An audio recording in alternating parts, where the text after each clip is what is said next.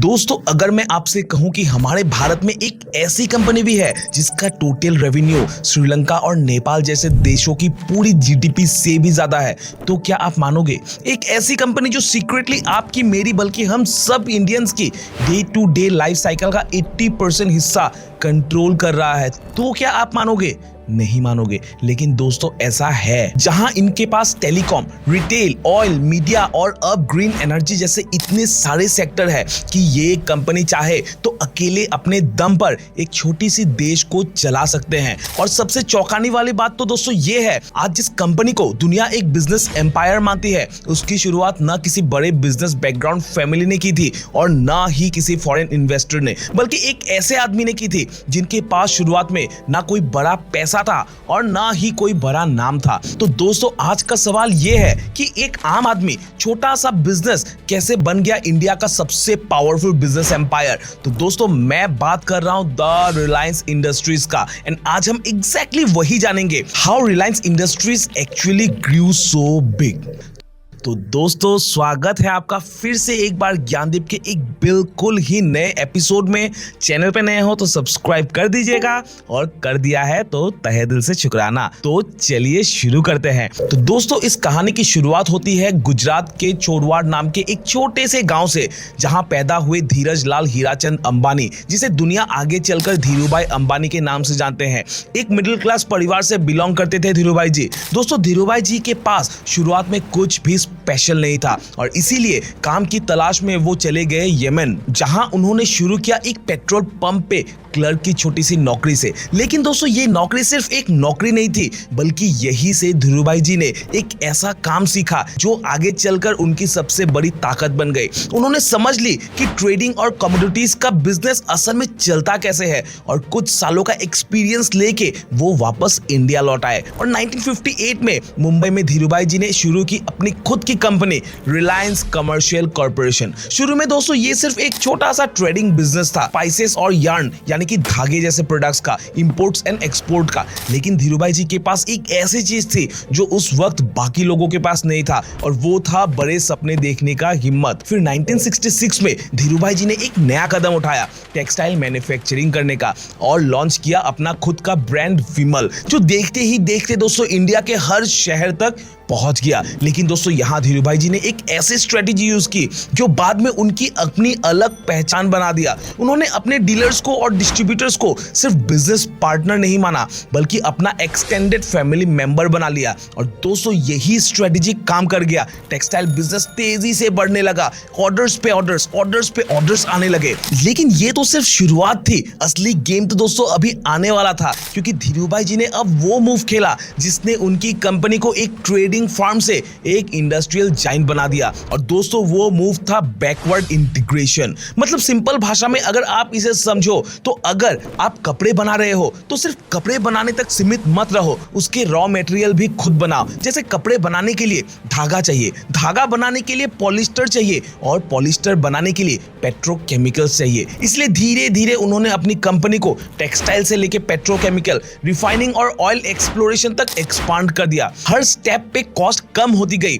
और profit margin दोस्तों बढ़ता चला गया रिलायंस का। और यही वो फॉर्मूला था जिसने रिलायंस को बाकी कंपटीटर्स से काफी आगे पहुंचा दिया। और दोस्तों 1977 में रिलायंस स्टॉक मार्केट में लिस्ट हो गया। और यहां भी धीरूभाई जी ने एक ऐसा चीज किया जो उस वक्त किसी ने भी नहीं किया था। उन्होंने छोटे रिटेल इन्वेस्टर्स को डायरेक्टली अपने कंपनी में जुड़ने का मौका दिया। जब भी रिलायंस का आईपीओ आता, लोग अपने घर की सेविंग्स से पैसा निकाल के रिलायंस के शेयर्स खरीद लेते थे। उनके शेयर होल्डर्स मीटिंग इतने बड़े होते थे कि स्टेडियम बुक करना पड़ता था दोस्तों। लाखों लोग एक साथ मीटिंग अटेंड करते थे दोस्तों स्टेडियम में। ये सिर्फ एक बिजनेस स्ट्रेटेजी नहीं था, बल्कि ये एक मूवमेंट बन गया था, और यही लॉयल्टी रिलायंस के लिए एक स्ट्रॉन्ग फाउंडेशन बन गई। फिर 1990s तक आते आते रिलायंस दुनिया की सबसे बड़ी रिफाइनिंग कंपनी में शुमार होने लगी, क्योंकि गुजरात के जामनगर में उन्होंने बनाई दुनिया की सबसे बड़ी सिंगल लोकेशन ऑयल रिफाइनरी। इतना बड़ा प्लान कि इसकी कैपेसिटी पूरे इंडिया की डिमांड से भी ज्यादा थी,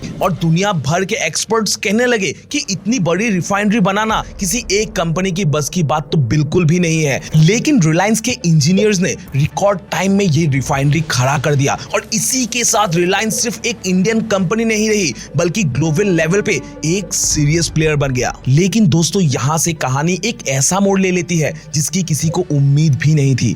2002 में धीरूभाई अंबानी जी का अचानक निधन हो जाता है और कंपनी की कमान आ जाती है उनके बेटे मुकेश अंबानी जी के हाथ में। अब सवाल ये था कि जो एम्पायर धीरूभाई जी ने बनाया था उसे आगे कैसे ले जाया जाए और मुकेश अंबानी जी ने अपने पिताजी के नक्शे कदम पर चलते हुए कंपनी का नाम और बड़ा कर दिया। लेकिन दोस्तों ये जर्नी बिल्कुल भी आसान नहीं था क्योंकि धीरूभाई जी के निधन के बाद रिलायंस के सामने सबसे बड़ी चैलेंज थी इतने बड़े बिजनेस को आखिर किस डायरेक्शन में ले जाया जाए। और इसी दौरान फैमिली के अंदर भी बिजनेस को लेकर डिफरेंसेस सामने आने लगी, जिसके बाद रिलायंस का बिजनेस अलग अलग हिस्सों में डिवाइड हो गया। मुकेश अंबानी जी के पास रिलायंस इंडस्ट्रीज का कोर बिजनेस आया जिसमें ऑयल, गैस, पेट्रोकेमिकल्स और एनर्जी जैसे बड़े सेक्टर्स शामिल थे। अब मुकेश अंबानी जी के पास दो ऑप्शन थे, या तो वो अपने पिताजी के बनाए हुए बिजनेस को वही ट्रेडिशनल सेक्टर में आगे बढ़ाते रहे या फिर एक ऐसा रिस्क लेते जिसे रिलायंस की पूरी आइडेंटिटी ही बदल सकती थी। और उन्होंने दूसरा रास्ता चुना। सबसे पहले तो उन्होंने रिलायंस के एग्जिस्टिंग बिजनेस को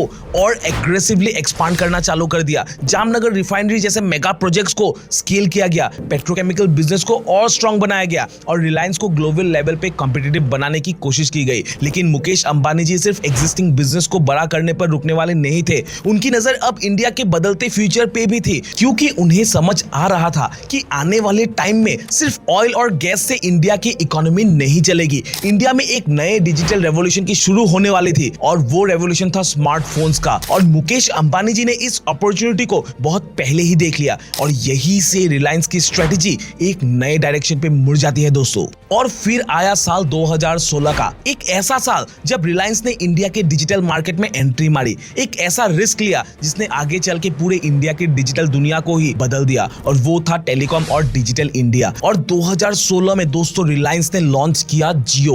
उस वक्त इंडिया में इंटरनेट डाटा इतना महंगा था कि एक आम आदमी महीने में सिर्फ कुछ MB ही यूज कर पाते थे। लेकिन दोस्तों जियो ने ये पूरा गेम ही पलट दिया और कुछ महीनों तक बिल्कुल फ्री इंटरनेट और कॉलिंग डे डाला। और उसके बाद भी इतने सस्ते प्लान्स लॉन्च किए गए कि लोगों ने अपने पुराने सिम को फेंक कर जियो को एक्सेप्ट कर लिया। सिर्फ कुछ सालों में दोस्तों जियो के पास इंडिया में सबसे ज्यादा यूजर्स हो गए और ये मूव इतना बड़ा था कि पूरा टेलीकॉम इंडस्ट्री हिल गया उस समय। इवन कई कंपनीज तो मार्केट से बाहर हो गए। और दोस्तों यही वो वक्त था जब लोग समझ पाए कि रिलायंस असल में क्या कर सकते हैं। या ये सिर्फ एक कंपनी नहीं बना रहे थे दोस्तों, बल्कि ये एक ऐसा सिस्टम बना रहे थे जहां आप जो भी कॉल करो, जिस भी चीज को ऑर्डर करो, जो भी पेट्रोल डलवाओ या जो भी न्यूज देखो, कहीं ना कहीं चेन रिलायंस से ही जुड़ा हुआ था। और दोस्तों रिलायंस इंडस्ट्रीज सिर्फ ऑयल या टेलीकॉम तक आज लिमिटेड नहीं है। उनका business retail, e commerce, entertainment और ग्रीन एनर्जी तक फैला हुआ है। रिलायंस रिटेल इंडिया का सबसे बड़ा रिटेल नेटवर्क बन चुका है आज। तो दोस्तों सोचिए 1958 में मुंबई के एक छोटे से ऑफिस से शुरू हुआ ये कंपनी आज इंडिया के सबसे बड़े बिजनेस एम्पायर में एक मजबूत नाम बन चुका है। और शायद इसीलिए रिलायंस की कहानी सिर्फ एक बिजनेस स्टोरी नहीं है, बल्कि ये सिखाता है कि कैसे असली ग्रोथ तब होता है जब आप सिर्फ अपने करंट बिजनेस तक लिमिटेड नहीं रहते, बल्कि फ्यूचर देख के रिस्क लेने की हिम्मत रखते हैं। अब दोस्तों सवाल यह है कि जब रिलायंस के पास पहले से ही आधा इंडिया का कंट्रोल है, तो क्या आने वाले सालों में ये कंपनी बाकी बचे 20% पे भी अपना पकड़ बना पाएगी? कमेंट्स करके अपनी राय हमें जरूर बताइए। और अगर वीडियो सही में पसंद आया तो एक लाइक और चैनल को सब्सक्राइब जरूर कीजिए। मिलते हैं आपसे फिर से एक नए वीडियो में, तब तक के लिए स्टे अपडेटेड, स्टे ट्यून्ड। जय हिंद।